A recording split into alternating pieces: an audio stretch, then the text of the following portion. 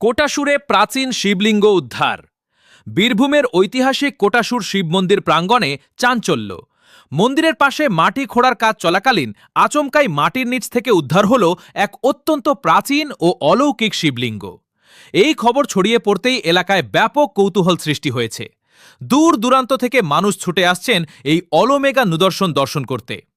ঘটনাটি ঘটেছে কোটাসুরের বিখ্যাত শিব মন্দির চত্বরে। মন্দির সংলগ্ন এলাকায় কিছু সংস্কার কাজের জন্য মাটি খোঁড়ার কাজ চলছিল। বেশ কিছুটা গভীরে যেতেই কোদালের মাথায় শক্ত কিছু একটা ঠেকে। এরপর সাবধানে মাটি সরাতেই বেরিয়ে আসে এক কোষ্ঠী পাথর সদৃশ প্রাচীন শিবলিঙ্গ। হাজারো বছরের ইতিহাস বুকে নিয়ে দাঁড়িয়ে থাকা কোটাসুর গ্রামে এই আবিষ্কারকে অলৌকিক বলেই মনে করছেন স্থানীয় বাসিন্দারা। খবর ছড়াতেই মন্দিরে উপচে পড়ছে ভক্তদের ভিড়। মন্দিরের সেবায়েত বলেন, আমরা এখানে সাধারণ মাটি খোঁড়ার কাজ করছিলাম, তখনই মাটির বেশ কিছুটা নিচ থেকে এই প্রাচীন শিবলিঙ্গটি পাওয়া যায়। এটি অত্যন্ত প্রাচীন এবং এর একটি বিশেষ মহিমা রয়েছে। আমরা সমস্ত নিয়ম নীতি মেনে বৈদিক উপাচারে এই শিবলিঙ্গটির মহাশেষ বা অভিষেক সম্পন্ন করব। এরপর মন্দিরের ভেতরেই একটি আলাদা গর্ভগৃহ বা পৃথক মন্দির তৈরি করে এই শিবলিঙ্গটিকে সসম্মানে প্রতিষ্ঠা করার পরিকল্পনা করেছি। আপাতত শিবলিঙ্গটিকে একটি নিরাপদ স্থানে রেখে নিত্য পূজার ব্যবস্থা করা হয়েছে। প্রত্নতাত্ত্বিক দিক থেকে এই লিঙ্গটি কতটা প্রাচীন তা জানার জন্য আগ্রহ প্রকাশ করেছেন অনেকে। তবে কোটাসুরের পুণ্যভূমিতে এই নতুন শিবলিঙ্গ উদ্ধার ভক্তদের মনে ভক্তি ও বিশ্বাসের এক নতুন জোয়ার এনে দিয়েছে।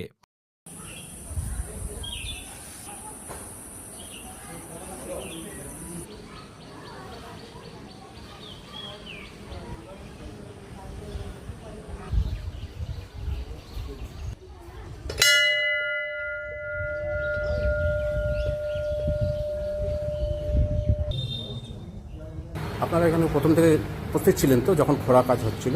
হ্যাঁ, আমরা ছিলাম। কিসের জন্য খোঁড়া কাজটা হচ্ছে? এটা হচ্ছে আমাদের মন্দিরটা, এই চাতালটা একটু ওইদিকে বেরিয়ে যাবে আর নিচে একটু আন্ডারগ্রাউন্ড হবে এবং এটা সংস্কার হবে, এই পাঁচিলটা ভাঙা হবে, এই আরও জায়গাটা আমাদের বড় করা হবে।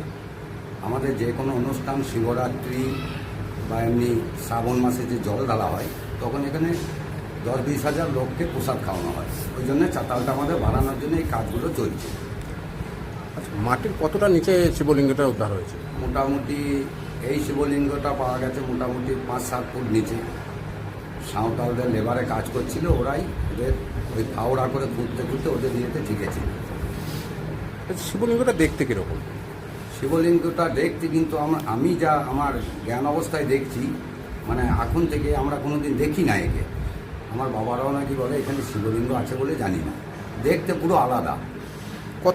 কতটা বড় এবং কোন পাথরের তৈরি বলে মনে হচ্ছে? পাথরটা আমরাও বুঝতে পারছি না যে কী পাথর। তখনই সাদা, তখনই কালো এবং হাতে খোদাই করে তৈরি করা। এই শিবলিঙ্গের মানে যেটা সম্পূর্ণ অক্ষত রয়েছে নাকি না কোনো কিছু ভেঙে ভেঙে গেছে? একটু একটু চোট টোট লেগেছে, সেরকমভাবে হয়নি, তবে একটু হেলেও গেছে। বিশেষ কোনো নকশা বা কোনো কিছু খোদাই করা রয়েছে? না, তার মধ্যে কোনো কিছু নাই, একটু লম্বা লম্বা দাগ হয়ে আছে। এই যে শিবলিঙ্গটা পাওয়া গেছে, এটা কি পুরনো কোনো কিছুর সঙ্গে তাল পাচ্ছেন বা মিল পাচ্ছেন এরকম কিছু মনে হচ্ছে আপনাদের?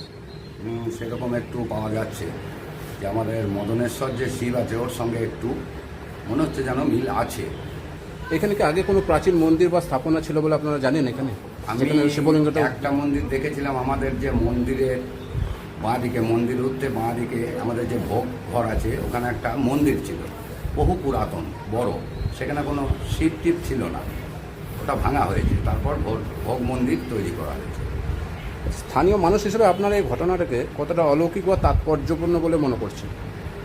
এটাতে তো আমি যা মনে করছি তাতে তাৎপর্যপূর্ণই বটে যে আমাদের এখানে মনে হচ্ছে যেন আরও এই মন্দিরের গায়ে আরও বহু কিছু বেরোতে পারে। এটা মহাভারত বর্ণিত আছে, যেখানে পঞ্চপাণ্ডবদের অজ্ঞাতবাসও ছিলেন ওনারা। এটা শিবলিঙ্গটা উদ্ধারের পর অন্য কোথাও তুলে নিয়ে যাওয়া হয়েছে না কোথায় রাখা হয়েছে? এখানেই রাখা হয়েছে, যেখান থেকে এখনও তোলা হয়নি। সবে মাত্র আমরা সনাতন ধর্মের মানুষ, আমি পুরোহিত এখানকার বলে একটু ফুল জল দিয়ে বাবাকে পরিষ্কার করে দিয়েছি। স্থানীয় প্রশাসনকে কোনো খবর দেওয়া হয়েছে এটা উদ্ধারের পর? খবর পেয়েছি। দেওয়া হয়েছিল। হ্যাঁ, কোটাসুর মন্দিরের এখানে কি স্থাপনা করা হবে নাকি অন্য কোথাও নিয়ে না, যাওয়া হবে? এই মন্দিরের মধ্যেই ওকে একটা নির্দিষ্ট জায়গা করে মন্দির করে দেওয়া হবে। এখন কি মানে এটাকে দেখতে কি অন্য কোথাও থেকে কোনো লোকজন আসছে কেউ? হ্যাঁ, বহু বাইরে থেকে আসছে, আপনার ঝাড়খণ্ড, বিহার, এদিকে আমাদের মুর্শিদাবাদ, লাভপুর, বহু জায়গা থেকে দূর দূরান্ত থেকে প্রচুর ভক্ত আসছে। কি বলছেন তারা এসে? তারাও বলছে যে অলৌকিক কাণ্ড, আমরাও এরকম দেখি না। পূজা মানে অর্চনা বাবা- হ্যাঁ, পূজা অর্চনা হচ্ছে এটাতে এখন? পূজা এখন আমরাই দিচ্ছি, এটাকে এখন তুলে আমাদেরকে অভিষেক করে তারপর নূতনভাবে একে পুজো করা হয়। কবে নাগাদ অভিষেক হবে? এটা এখন সেই আমাদের মিটিং আছে, কমিটি করে মিটিং করে মন্দিরে তারপর সিদ্ধান্ত নেওয়া যাবে। আমি মদনেশ্বর শিব মন্দিরের সেবাই।